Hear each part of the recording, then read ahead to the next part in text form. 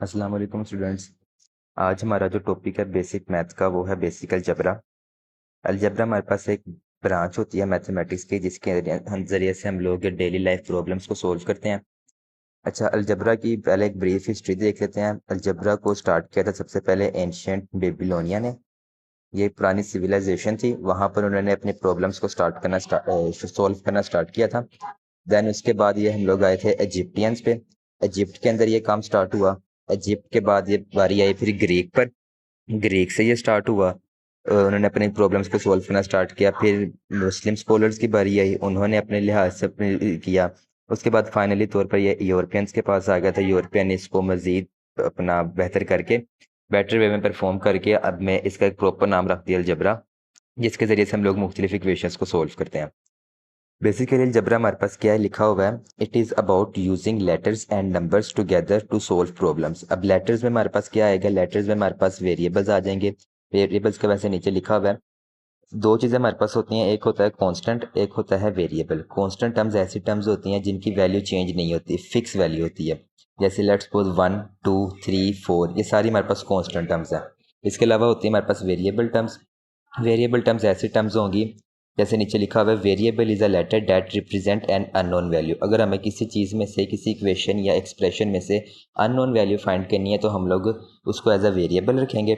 It's value change, इसकी value हमारे पास चेंज होती रहती है। ठीक है। Common variables are X Y A B E T सी।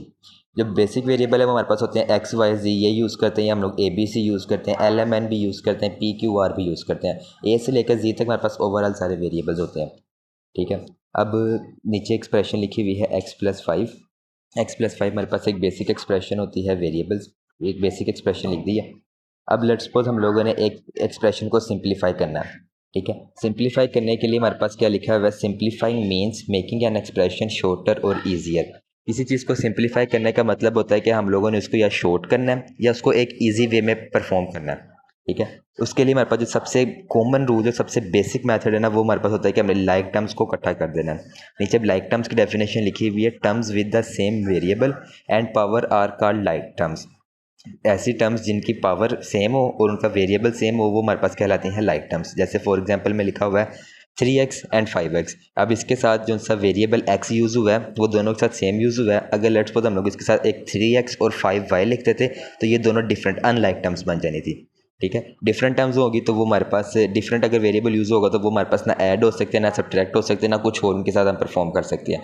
हमेशा जो लाइक टर्म्स होंगे जिनका वेरिएबल सेम हो और जिन वेरिएबल्स की पावर सेम हो। अब इन दोनों के अंदर x की पावर 1 लिखी हुई है, अगर किसी की पावर लिखी होगी तो वो उसकी पावर बन जाएगी, अगर किसी की पावर नहीं लिखी हुई तो उसकी पावर होगी 1।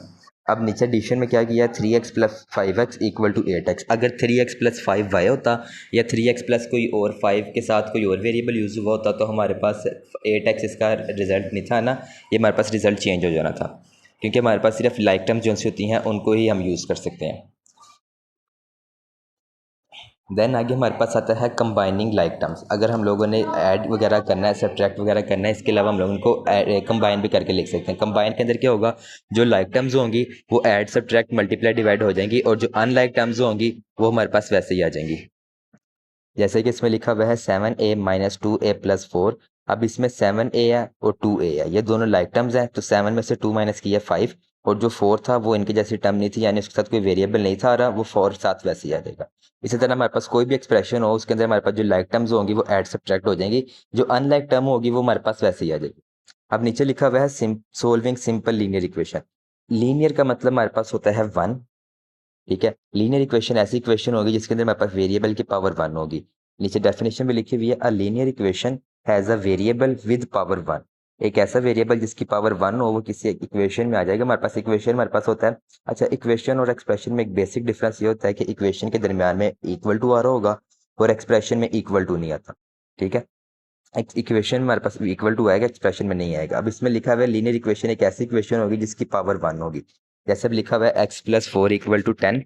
तो इसमें हम लोगों ने करना है क्या है कि हम लोगों ने हमेशा जिसकी वैल्यू फाइंड करनी होती है ना वो हमारे पास होता है वेरिएबल, क्योंकि हम लोगों को 10 और 4 की तो वैल्यू पता है कि 10 को हम जहाँ भी यूज़ करेंगे वो 10 ही होगा, 4 को हम जहाँ भी यूज़ करेंगे वो 4 ही होगा। बट जो से एक्स है हम लोगों ने उसकी वैल्यू कैलकुलेट करनी है, तो उसको कैलकुलेट करने के लिए हम लोगों ने उसको सिंगल करना है। अब जैसे लेफ्ट हैंड साइड पे हमारे पास x प्लस 4 लिखा हुआ है, तो हम लोगों ने 4 खत्म करना है। 4 खत्म करने के लिए हम लोग यहाँ पर कर देंगे -4। जो चीज़ लिखी होगी उसका हमने ऑपोजिट करना है। अगर x प्लस 4 लिखा हुआ है तो हम x माइनस उसके 4 के साथ माइनस कर देंगे, मतलब -4। और अगर x -4 लिखा हुआ है तो हम +4 कर देंगे। अगर x के साथ 4 मल्टीप्लाई हो रहा है तो हम डिवाइड कर देंगे। अगर डिवाइड हो रहा है तो हम लोग मल्टीप्लाई कर देंगे। बट ये चीज़ याद रखनी कि हम लोगों ने जो चीज़ लेफ्ट साइड पे करनी है वही एग्जैक्ट सेम चीज़ हम राइट साइड पे करेंगे। अब जैसे यहाँ पर x प्लस 4 था तो हमने -4 किया, तो दूसरी तरफ भी हमें -4 करना पड़ेगा। यहाँ पर +4 और -4 कैंसिल 0, और वहाँ पर 10 में से 4 करेंगे तो हमारे पास आ जाएगा 6। अब बेसिक कुछ इंपॉर्टेंट रूल्स लिखे हुए इसके। वो क्या लिखा हुआ है, whatever you do on one side do on the other side too. कि जो काम हम लोग एक साइड पे करें, लेट्स सपोज अगर हम लेफ्ट साइड पे कोई काम करें तो वही काम हमें राइट साइड पे करना पड़ेगा। अगर हम कोई राइट साइड पे काम करें तो वही सेम चीज़ हमें लेफ्ट साइड पे करनी पड़ेगी, क्योंकि दो ही साइड्स होती हैं हमारे पास। अब इसमें लिखा हुआ है x प्लस 2 इक्वल टू 7। अब हमने x को सिंपल करना है, सिंगल करना है, तो हम लोग दोनों साइड पे 2 सब्ट्रैक्ट कर देंगे। अगर x -2 होता तो हम लोग दोनों साइड पे 2 प्लस कर देते।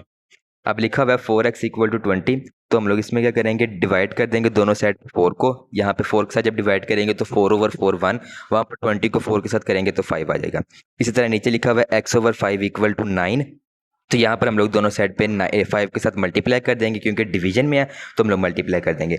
जो चीज़ हमारे पास होगी हमने उसको अपोजिट करना है। अगर प्लस में होगा तो माइनस कर देना है, माइनस में होगा प्लस कर देना है, मल्टीप्लाई में होगा तो डिवाइड कर देना है, डिवाइड में होगा तो मल्टीप्लाई कर देना है। और एक चीज़ याद रखनी है कि जो चीज़ हम लोग एक साइड पर करें वही सेम एग्जैक्ट चीज़ हम लोग दूसरे साइड पर करेंगे। ठीक है, अगर ऐसा नहीं हम कर सकते कि एक चीज़ एक साइड पर करें दूसरी साइड पर हम लोग उसको वैसे ही छोड़ दें।